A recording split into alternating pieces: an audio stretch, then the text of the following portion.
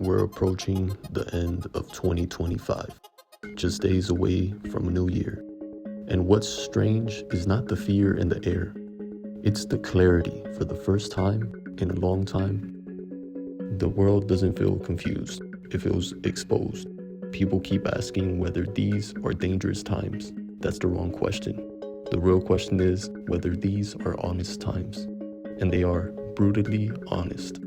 The global order that existed for decades is no longer pretending to function. Institutions still exist on paper. Alliances still hold meetings. Statements are still released. But the illusions are gone. What's left is power, leverage, resources, and resolve. Everything else is secondary.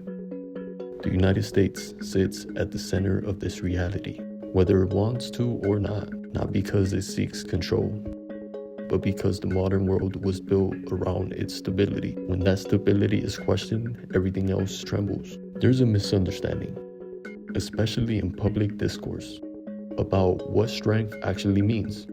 Strength is not aggression. Strength is not chaos. Strength is not impulse. Strength is the ability to absorb pressure without collapsing and to respond decisively if forced. The most dangerous myth of the modern era is that peace is maintained by good intentions. Peace has never worked that way. Peace exists when the cost of breaking it outweighs the reward. Every nation understands this, even when they publicly deny it. What has changed in recent years is not human nature.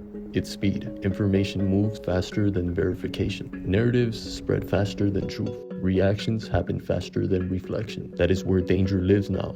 Wars no longer begin with declarations. They begin with ambiguity, with miscalculation, with assumptions, the belief that the other side will hesitate. This is where misinformation becomes more lethal than missiles. Information warfare is not theory. It is doctrine. It is practiced daily. It destabilizes populations, fractures trust, inflames divisions, and creates internal paralysis. A nation distracted by itself becomes predictable. A predictable nation becomes vulnerable. The goal is not invasion first. It's erosion first. Undermine confidence, undermine unity, undermine belief in institutions. Once the internal structure weakens, external pressure becomes easier, cheaper, and deniable. This isn't conspiracy, it's strategy, documented, studied, and refined. The most effective conflicts today happen without uniforms. They happen online, economically, psychologically. By the time tanks move, the battlefield has already been prepared. That's why deterrence today looks different than it did in the 20th century. It's no longer just nuclear arsenals and troops count. It's supply chains, energy independence, industrial capacity, cyber resilience, information control, cultural cohesion. A country that cannot feed itself, power itself, defend its networks, or trust its leadership is already in trouble, regardless of how many weapons it owns. This is where seriousness matters. Supporting leadership does not mean blind loyalty. It means understanding the environment that leadership operates in. The world is not governed by sentiment. It's governed by incentive. No serious person wants a global war. Anyone claiming otherwise misunderstands the scale of destruction modern conflict would bring. Entire generations erased. Economies shattered. Borders rewritten through suffering. But rejecting war emotionally does not mean refusing to acknowledge its possibility strategically.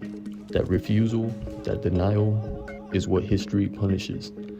Every major conflict escalated because someone believed escalation wouldn't happen. Because someone assumed restraint where none was guaranteed. Because someone misread silence as weakness. Deterrence fails when credibility fails. Credibility is built through consistency, preparedness, and clarity, not threats, not speeches, not slogans, quiet readiness. A nation does not survive because it hopes. It survives because it plans. That planning does not mean attack first doctrine. It means ensuring that if forced into conflict, the outcome is not improvisation. It means reducing response time, minimizing uncertainty, and closing windows of opportunity for adversaries. The goal is not to use force, it is to make force unnecessary. But that only works if others believe you can and will respond when lines are crossed. Ambiguity is dangerous. Over clarity can be dangerous too. The balance is resolve without provocation, strength without spectacle. The United States right now stands at a crossroad where restraint must be paired with readiness, where diplomacy must be backed by capability, where peace must be defended, not assumed. The conversation around the potential global conflict often collapses into emotional extremes. Fear on one side, bravado on the other. Both miss the point. The point is survival. Civilizations don't disappear because they lose wars. They disappear because they fail to adapt to reality in time. This moment, late 2025, is not about panic. It's about alignment, about recognizing that the old guarantees are gone and new responsibilities exist. If the worst never happens, then preparation will be criticized as unnecessary. That's the price of success. If preparation doesn't happen and the worst does, the price is unpayable. That's the asymmetry people avoid discussing. History remembers outcomes, not intentions.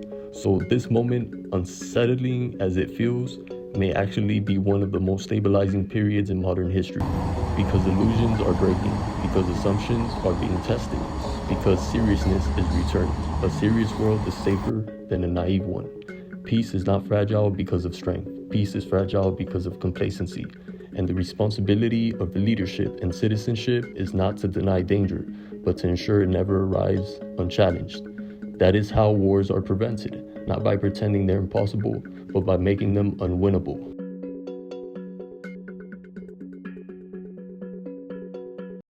To be continued.